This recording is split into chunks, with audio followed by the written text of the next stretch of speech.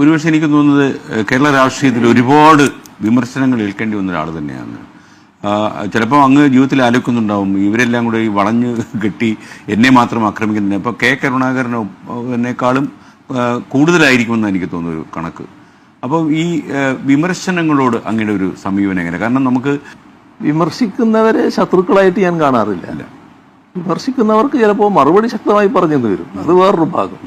പക്ഷെ അവരൊരു ടെൻഷൻ അടിച്ചിട്ട് കാര്യം, അവരൊരു ശത്രുവാണെന്ന് കണ്ടിട്ടുള്ളൊരു സമീപനമല്ല. പക്ഷെ പല തരത്തിലുള്ള എതിർപ്പുകളും ഞാൻ നേരിട്ടിട്ടുണ്ടല്ലോ.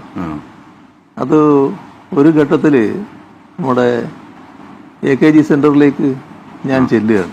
അപ്പോൾ അവിടെ മുമ്പിൽ കുറച്ചാളുകൾ കൂടി ഇരിക്കുന്നൊരു സ്ഥലമുണ്ട്. കുറെ ആൾക്കാർ കൂടി ഇരിക്കുകയാണ് അവിടെ, നിങ്ങളെ ചങ്ങാതിമാര് തന്നെ ഇരിക്കുകയാണ്. അപ്പോൾ ഒരാൾ അക്കൂട്ടത്തിൽ പറയാണ്, എത്ര ആളുകൾ വണ്ടി മുട്ടി മരിക്കുന്നു, ഇയാൾ വണ്ടി ആക്സിഡന്റ് പോലും ഉണ്ടാകുന്നില്ലാലോ എന്ന്. അയാളുടെ സുഹൃത്തുക്കളോട് പറയുന്നെങ്കിലും കേൾക്കുന്ന കൂട്ടത്തിൽ എല്ലാവരും ഉണ്ടാവുമല്ലോ. അപ്പോ അതെല്ലാം ആഗ്രഹിക്കുന്ന ആളുകളും നമ്മളെ കൂട്ടത്തിലുണ്ട് നടന്നത്. നമുക്കതിനോട് പ്രത്യേക വിരോധത്തിന്റെ പ്രശ്നം വരുന്നില്ല. അങ്ങനെ ഒരു വിശ്വാസിയൊന്നും അല്ലല്ലോ, ഒരാൾ പറഞ്ഞാൽ അങ്ങനെ സംഭവിക്കുന്നു. അല്ല, അങ്ങനെയാണെങ്കിൽ എന്തെല്ലാം സംഭവിക്കണേ. അല്ല, അങ്ങ് പലപ്പോഴും രാഷ്ട്രീയത്തിലും പൊതുജീവിതത്തിലും ഒക്കെ കുറച്ചൊരു കർക്കശക്കാരനാണ്. അത് അങ്ങേക്ക് ഓരോരുത്തർക്കും ഓരോ സ്വഭാവവിശേഷമുള്ള അത് ഗുണം ചെയ്തിട്ടുമുണ്ട്. അങ്ങയെക്കുറിച്ച് വിലയിരുത്തുന്ന ആളുകൾക്ക് തോന്നിയിട്ടുണ്ടത്. കാരണം ഒന്നാമത്തെ ഗുണം, അങ്ങയോട് കേസിട്ട് പറയാനായിട്ട് ആൾക്കാർ വരാൻ മടിക്കും, എന്തായിരിക്കും പ്രതികരണം എന്നറിയാത്തതുകൊണ്ട്. അല്ലെങ്കിൽ എന്തെല്ലാം കേസ് കേട്ടാൽ ഏതെല്ലാം വഴിക്ക് വരാൻ സാധ്യതയുള്ള മുഖ്യമന്ത്രിക്ക്. അപ്പൊ ഈ എപ്പോഴെങ്കിലും ഇത്രയും കാർക്കശ്യത്തിൽ മുന്നോട്ട് പോകണ്ട എന്ന് തോന്നിയ നിമിഷം ഉണ്ടായില്ല? അങ്ങനെ ഒരു കാർക്കശ്യം എനിക്കില്ലല്ലേ.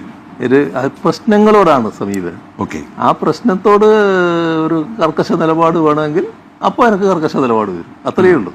അതേ അടുത്ത നിമിഷം തന്നെ അത് മാറുകയും ചെയ്യും. മറ്റേ സ്ഥിരമായ കർക്കശക്കാരനല്ല ഞാൻ. ഈ നമ്മുടെ ഈ നിയമസഭയിലൊക്കെ ചിലപ്പം അങ്ങയോട് പ്രകോപിതനാക്കുന്ന ചോദ്യങ്ങൾ വരും. അപ്പോൾ ചിലപ്പോൾ അങ്ങേക്കൊരു അസഹിഷ്ണുത വരുന്നു എന്നൊക്കെ ചില ആൾക്കാർ സംശയം പറയാറുണ്ട്. മനുഷ്യനായതുകൊണ്ട് ചിലപ്പോൾ അതൊക്കെ സംഭവിക്കാനും സാധ്യതയുണ്ട്.